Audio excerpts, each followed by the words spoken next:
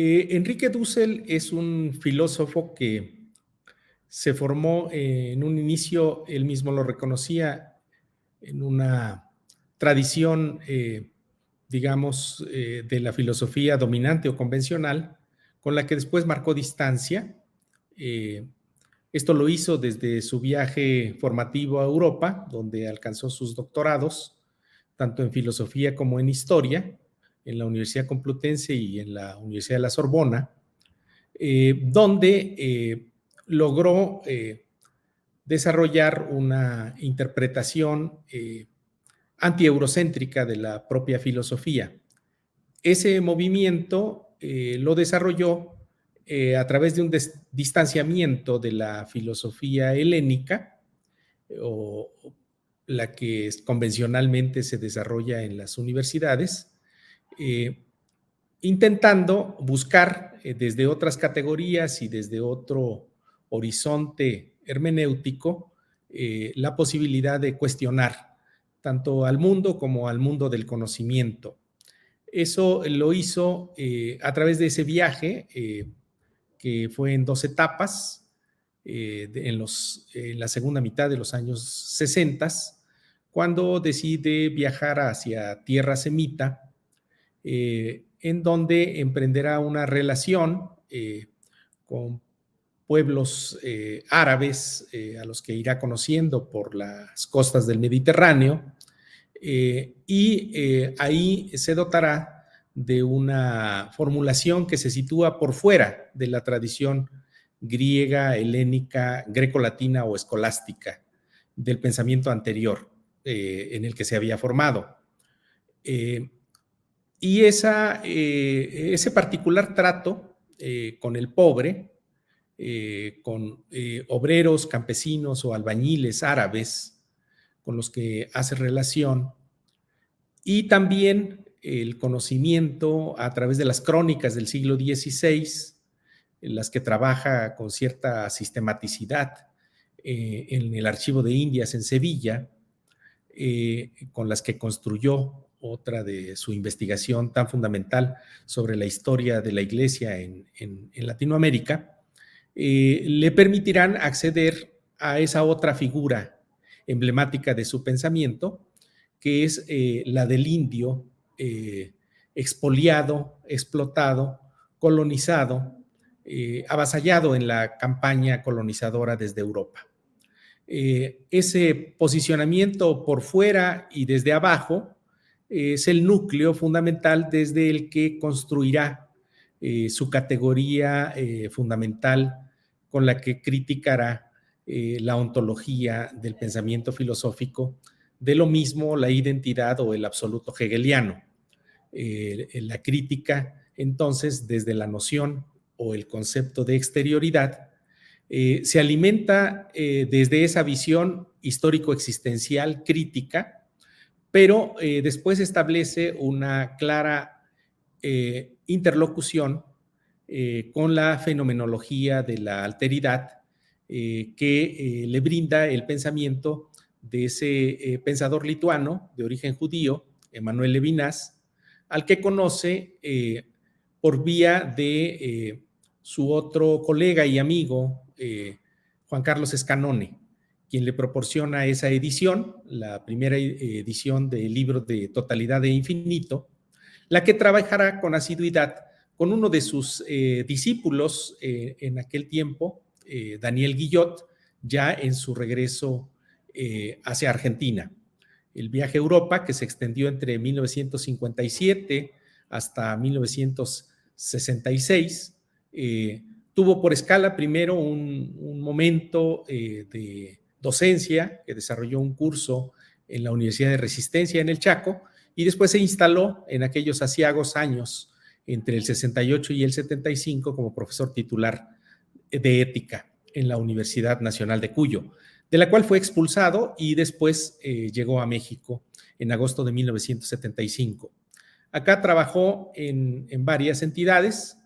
Ya conocía México porque estuvo en Chiapas en 1974 en un encuentro a propósito de la figura del defensor de indios Bartolomé de las Casas, en una comisión que él dirigía y presidía que era la Comisión de Estudios para la Historia de la Iglesia en Latinoamérica, en la que se publicaron sus cerca de 10 tomos de esa obra. Acá desarrolló su carrera en términos de su inscripción académica en 2 universidades fundamentalmente, la Universidad Autónoma Metropolitana, que lo contó en su claustro académico en las sedes de Azcapotzalco y posteriormente de Iztapalapa, y en la Universidad Nacional Autónoma de México. En un primer momento, Dussel ya venía arrastrando, digamos, ese debate a propósito del marxismo y del populismo, en aquel tiempo que tanto se debatía la cuestión de los marxistas y los cristianos. Era un momento en el cual la cuestión se le señalaba por parte de los marxistas, pues de que realmente no lo eran, sino que eran en todo caso populistas o religiosos, teólogos, y por el otro lado, desde el lado de lo popular o del lado de la visión crítica de la cristiandad, o desde un cristianismo de liberación, buscaban, digamos, ese otro actor en la figura de la comunidad originaria o de los pueblos como representación del actor que pudiera desarrollar la transformación social. De ahí que su lectura sistemática sobre Marx se anima desde esa perspectiva política. Dussel ofrece una interpretación muy original de Marx y la hace desde México, animado también por las discusiones que el medio marxista mexicano le está planteando. Nunca fue, digámoslo así, una fácil inscripción dentro de ese medio de discusión, pero Dussel se ganó a pulso a través de una interpretación original en términos de señalar, no sin cierta rispidez por algunos otros intérpretes, la condición de Marx inscrito dentro de la tradición de pensadores semitas y en ese sentido la propia visión de El Capital como una ética. Y dentro de esta, la posibilidad de discernir incluso la cuestión de cómo en Marx habría la necesidad de escribir ese quinto tomo o quinto libro sobre la competencia, en el sentido de ver a Marx casi como un pensador crítico de la tradición de la teoría de la dependencia y como un elemento fundamental para pensar las desigualdades al interior del sistema. El tercer momento, digamos, de reflexión de Dussel se da también entre fines de los años 80 e inicios de los años 90, en donde discutirá con la tradición de la denominada teoría crítica de la Escuela de Frankfurt, y desde ahí, tanto con esa escuela como con el giro lingüístico y la filosofía pragmática estadounidense, construirá o redactará en una segunda ocasión su ética, ya no como una ética latinoamericana del pobre, sino como una visión de una ética de los excluidos o de las víctimas excluidas por los procesos de globalización y mundialización que eran característicos del debate de aquellos años. Esa es quizás una de sus obras fundamentales y ya está ahí posicionando los 3 elementos desde los cuales discutirá la ética y posteriormente la política. El principio material de la vida, el principio formal o discursivo o consensual de argumentación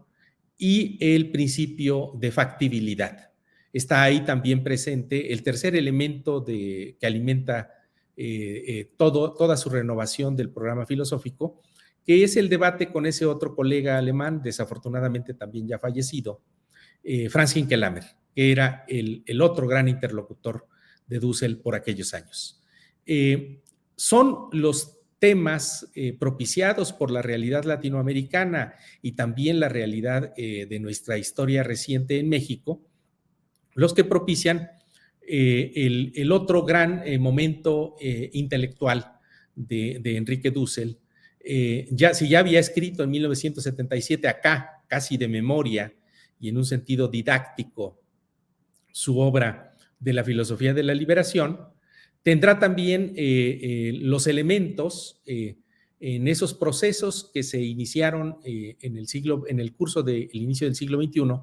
de la denominada segunda emancipación y de la transformación en nuestro propio país, como los elementos para discutir o relacionar los planteamientos de su ética en la construcción de su política de la liberación.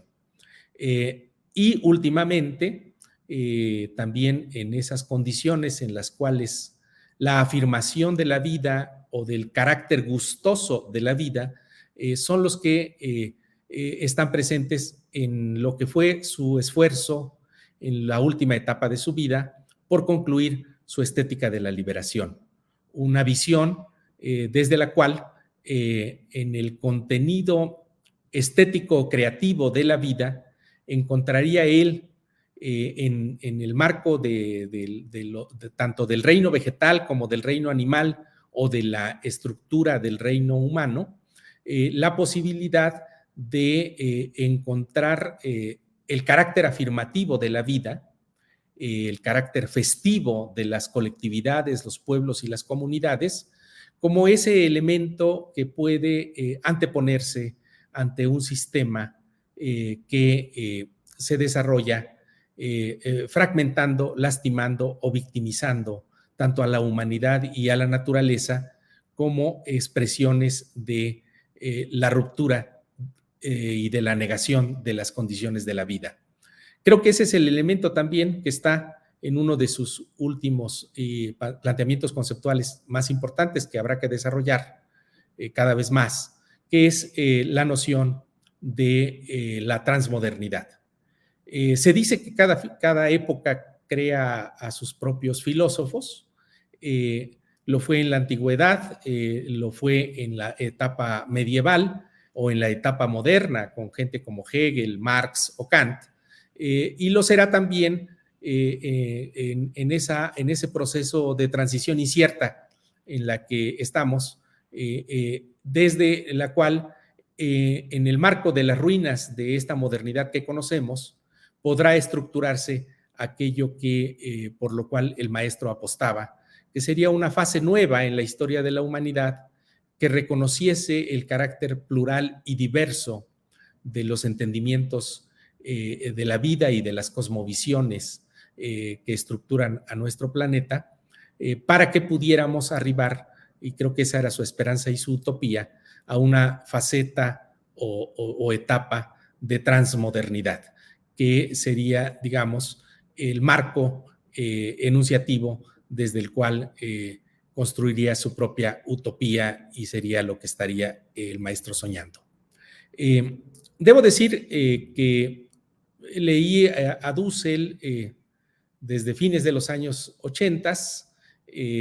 lo leía en el marco de las condiciones militantes de aquellos años, y accedí un poco a su generosidad intelectual desde aquellos tempranos años 90,